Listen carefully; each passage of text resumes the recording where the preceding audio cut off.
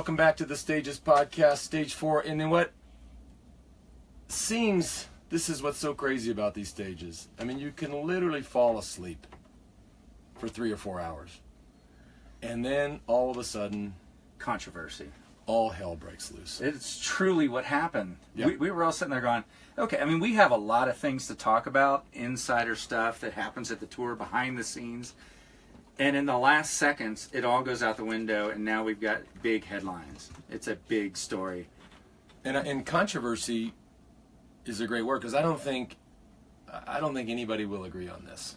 And I know that, you know, we watched it and rewatched it and rewatched it, and in slow-mo and an overhead. And the overhead was a little unclear. The tree, whoever put that tree there, Lost their job. You're out. Mother Nature fired. But, you know, we're not going to agree on this. I mean, look, here's a tweet from Rolf Aldag. Let's paint a picture of what happened, in case someone's tuning into this right now. And not everybody's watched? Maybe they haven't had a chance to watch it, and they're just getting the recaps for now. So you've got to describe. Well, what happens is, well, first of all, I'm surprised this doesn't happen more often. In these crazy sprint finishes where the road is narrow and it's early in the race, these boys are fresh, they are hungry for a stage win. They'll do anything. And so, you know, I guess what really happened was, you know, a half a mile or a kilometer before the main crash that everybody's talking about, there was another crash, which was seemingly sort of benign in the middle of the road. It wasn't but that caused a lot of the other guys to either go down or get held up. So then we're left with really like a 20-man race. And with 200 or 300 meters to go, as the sprint is already at that distance from the line, the sprint is already on, like Donkey Kong. And the Frenchman Demare was clearly going away and was going to win the race, but Mark Cavendish, thought his best line was up the right between Peter Sagan and the barriers, and you know, it just didn't work. It didn't work for him, and then that there becomes the controversy on. Well, there's a few things. Number one, did Sagan move over? The rules say you have to, once the sprint starts, you have to, quote unquote, hold your line. Okay. Go straight. That's the first item of discussion. That's the problem. And if he's going to get disqualified, and disqualification in this particular instance can be anywhere from, we give you last place on the stage, which means for him, he loses all those points for the green jersey, which he cares about, all the way to, you're kicked out of the race. Which sounds pretty harsh. Yeah, he can deal with number one. Number two, obviously, he can't deal with. So issue number one is did he not hold his line? Did he not go straight? Issue two, which everybody's talking about, is the elbow. Did he throw an elbow at Cav? But then there's also this issue, which you see a lot of people talking about, is was Mark Cavendish going to a place that was never gonna open? Right. You take the whole sprint out of the equation. If you try to go into a hole that isn't there from behind and you go off the road, which is what happened if the barriers weren't there, that's your own problem, right? Yep.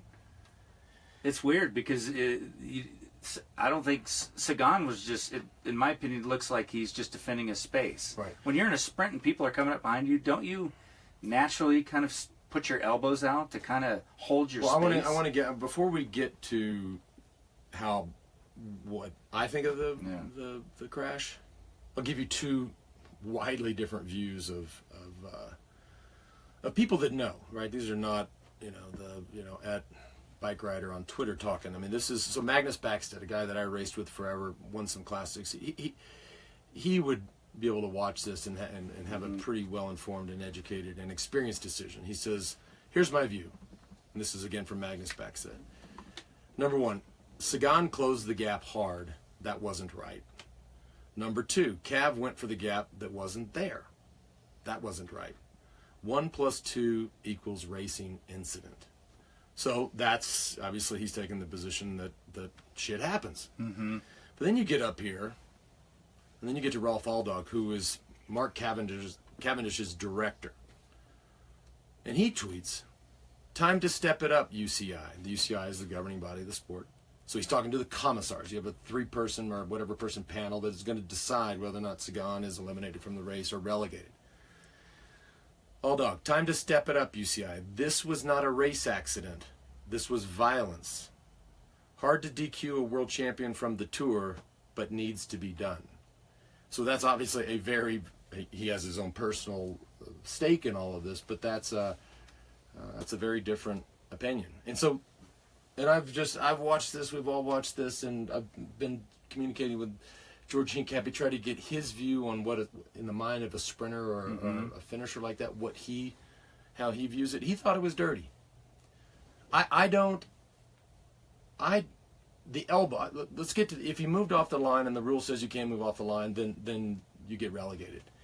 The elbow is what gets you kicked out of the tour. And so, to me, the elbow, if you watch it closely, the elbow came after. Cavendish was already going down. He was already on his way to the ground. It would be another thing if clearly the elbow caused him to either go into the barrier or crash but first of all, Sagan sprints, he's always got the elbows out. Like he looks like the animated cartoon drawing of a sprinter, where it is very bowed up. Well, you want to be bowed up because you want space. And if you're not bowed up, then somebody's going to take your space. Right. And here I'm talking like I've been in there. I mean, I would never ever go in that crowd. But when Cav's going down, I'm not trying to defend anything, but I'm 100% sure that elbow did not cause the crash. And does the elbow, is he trying to stabilize, because he's losing it a little too, is he trying to get his balance? That's the big discussion. That's the big debate. You know, you said the other day on this podcast that the sprints are scary. That was not your specialty. And it's scary for a reason, because those guys are wired very differently. Not only do they have the leg speed, the kind of track speed, but they have this aggressiveness that they're going to push through and they're going to hold their place. Yep. It's like that's why they win, is because they don't let someone come in from behind and just move them out of the way. That's not what they do.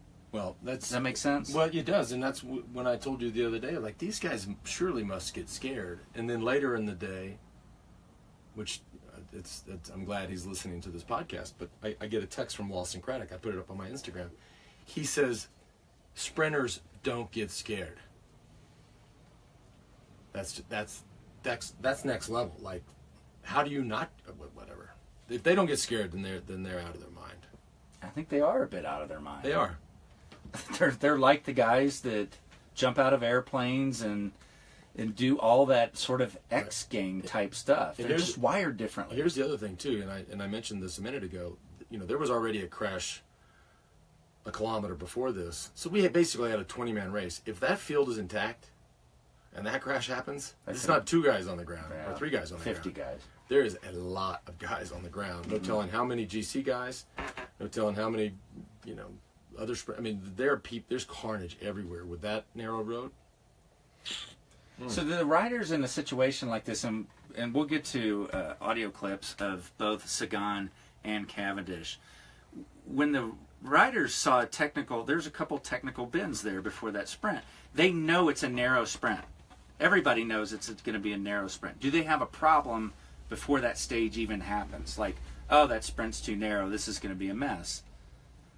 I don't know if I'm asking you a tactical question or a governing body question. No, you're asking me a question. I know what you're asking me. You're asking me if the riders are concerned about a course, a corner, any piece of this route. And it's, again, we're talking 2005 or whatever miles. We're talking a lot of pavement, right? So it's hard, maybe even impossible, to look at every piece of it. Let's just go back to the prologue, right? So the prologue, the course was set, the rain came, the crashes happened, and everybody just goes crazy. How can this happen? And this course wasn't safe, etc.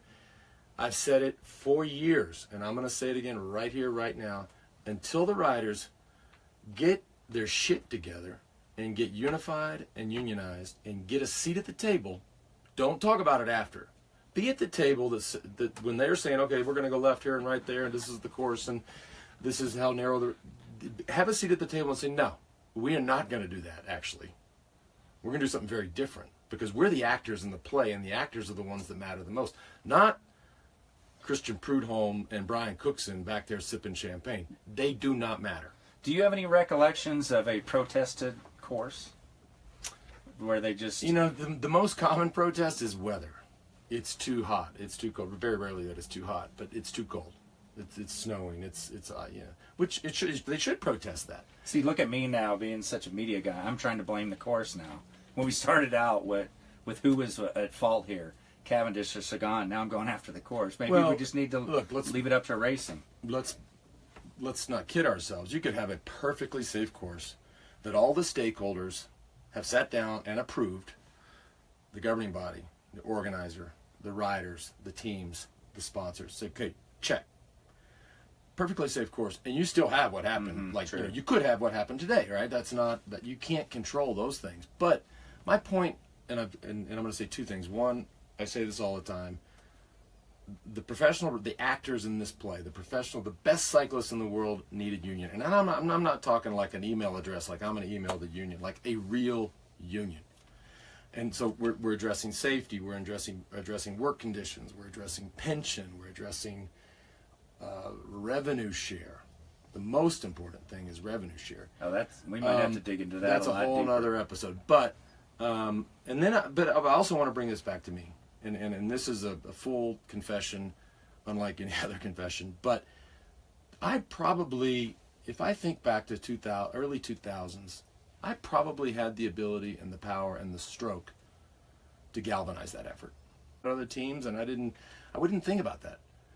And so, but it's going to take somebody to come in and say, no, we are unified, and these are the conditions we want, and if not, we're not playing.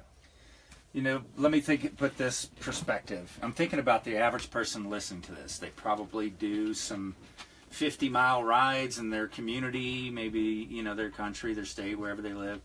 They they like to get out and maybe mix it up and race amateur level. Maybe they do a triathlon, whatever it is. As a amateur race, every ride or race I've been to, let's just say it's a just a weekend warrior fun ride. Yep. Every race I've ever been to or ride, I'm pretty sure someone left in an ambulance. See where I'm going with this? Well, it's just danger.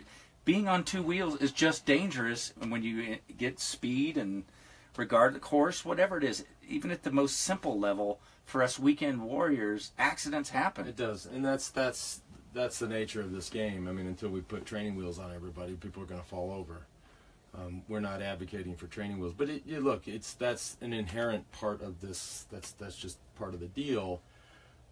But that is going to happen in its own way. But let's try to minimize those other factors that could sort of get in the way and create these things. And we almost got off the topic of the real story of the day, but what happened today is what happens in your local criterium or your local road race or what your local triathlon. That happens. But yeah. You want to hear from the riders? Let's hear it. Of course,